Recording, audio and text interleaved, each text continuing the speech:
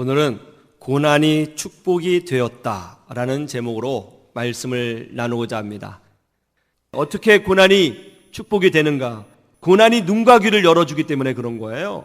고난이 눈과 귀를 열어줍니다. 왜냐하면 고난을 받을 때 우리는 눈과 귀를 열고 방법을 찾으려고 노력하기 때문에 그런 것입니다.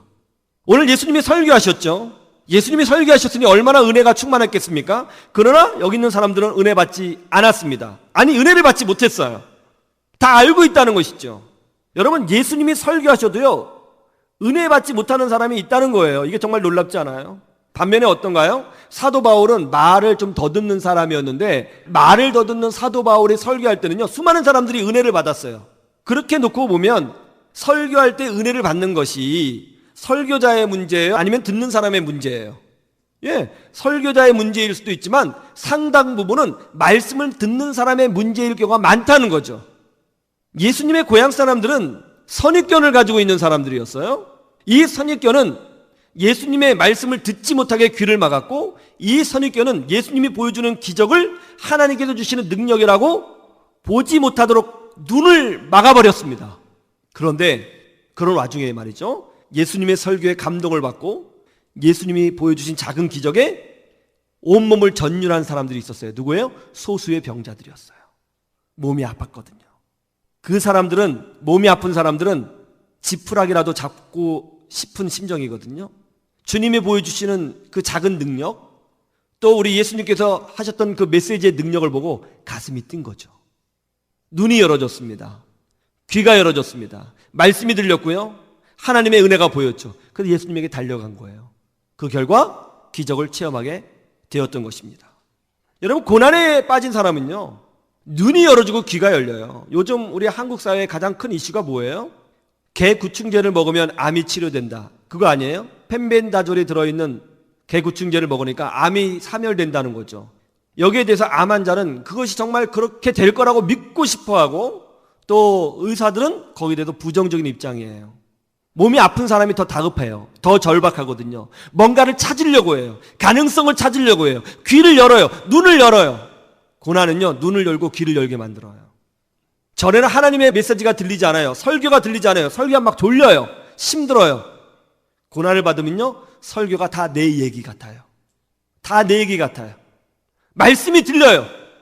삶이 평탄할 때는요, 찬송을 부르면 너무 지루해요. 왜 4절까지 만들었지?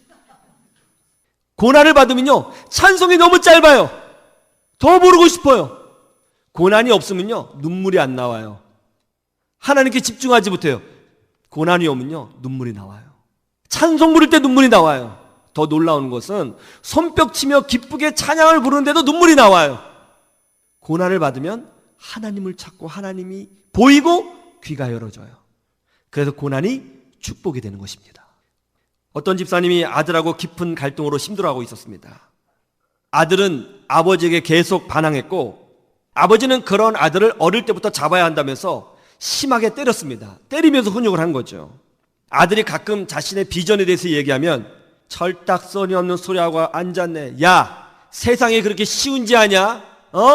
지금 죽도록 공부해도 될까 말까야. 근데 무슨, 하여튼 이러니까 내가 속 터져. 야, 아버지는 전쟁통에도 공부했어. 진짜 아무것도 없는데 공부해서 여기까지 왔는데 너 뭐냐 도대체. 그래서 혼을 냈던 거죠. 그래서 때린 거예요. 그러니까 아들이 이제 아버지하고 대화를 깊이 하고, 어느 순간 아들이 술을 마시기 시작하고 오토바이를 타고 다니고 그러는 거죠. 혼을 내고 설득하고 사정을 했지만 아들은 더 엇나갔습니다. 이 집사님이 나름대로 좀 이렇게 사업을 해서 자수성가하신 분이에요. 그래서 중소기업을 운영하고 계신 분인데, 이분은 생각이 뭐냐면 인간이 노력하면 못할 것이 하나도 없다, 이렇게 믿고 사는 사람이었거든요. 근데 자식 교육이 안 되는 거예요. 혼을 내면 엇나가고 달래면 무시하고, 일단 집을 들어와야 혼내든지 말든지 할 텐데 집도 잘 안 들어오고, 미치는 거죠. 방법이 없더라는 거예요. 방법이. 그래서 결국은 답이 없으니까 하나님 앞에 엎드린 거예요. 하나님, 저 좀 도와주십시오. 제가 어떻게 해야 됩니까? 제가 어떻게 해야 됩니까? 이게 기도할 때 그거밖에 안 나오더라는 거예요. 제가 어떻게 해야 됩니까? 제가 어떻게 해야 됩니까? 그럼 어느 날 이제 교회에서 예배를 드리는데 제가 그렇게 설교를 했다는 거예요. 저는 기억이 안 나거든요. 이렇게 했다는 거예요. 부모는 사랑하는 자녀에게 윗사람이 되지 말고 친구가 되어 주어야 합니다. 예수님도 우리의 친구가 되어 주셨습니다. 그렇게 설교를 했다는 거예요. 그런데 그 친구라는 단어를 딱 듣는 순간 이분의 가슴에 어떤 울림이 왔어요. 남자였는데 예배 도중에 엉엉 울었습니다. 아, 내가 그걸 못했구나. 친구가 되어주기로 결단합니다. 가정이 완전히 회복됐어요. 몇 년 후에 이분이 저를 찾아와 고백했습니다. 그때 당시 자신이 어떻게 해야 될 줄 전혀 몰랐는데 목사님이 설교하시는데 친구라는 말씀을 하시는 순간 그것이 정말 자기에게 와닿대요. 아, 내가 평생 우리 아들에게 친구가 되어준 적이 없구나. 친구가 되어준 적이 없구나. 내가 그렇게 살았구나. 우리 아들이 얼마나 외로웠을까. 외아들인데 내가 친구가 되어주었어야 했는데. 그래서 이제 친구가 되어주기로 했다는 거죠. 그냥 평범하게 들으면 별 말이 아니에요. 고난을 받는 사람에게는 그것은 생명수였죠. 고난을 받으니까 그 말씀이 들린 거예요. 귀가 열어진 거예요. 고난을 받으니까 메시지가 보이는 거예요. 고난을 받으면 하나님에 대해서 귀가 열리고 눈이 열려요.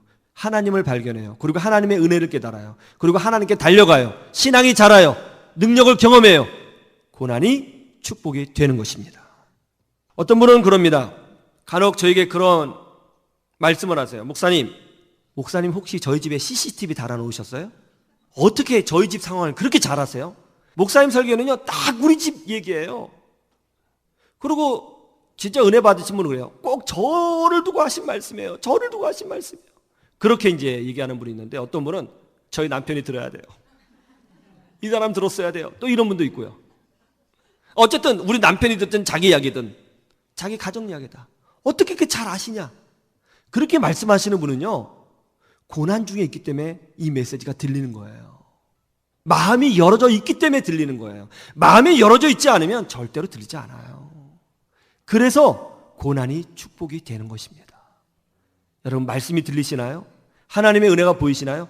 예, 들리는 것으로 멈추지 마시고 보이는 것으로 멈추지 마시고 하나님께 나오셔도 부르짖으셔야 되는 것입니다. 기도하셔야 되는 거예요. 은혜를 구하셔야 되는 거예요. 그러면 그런 과정을 통해서 신앙도 깊어지고 또 영적인 은혜도 누리게 되고 또 결국 도우시는 하나님을 체험하게 되는 것입니다. 그렇게 되기를 주님의 이름으로 축원합니다.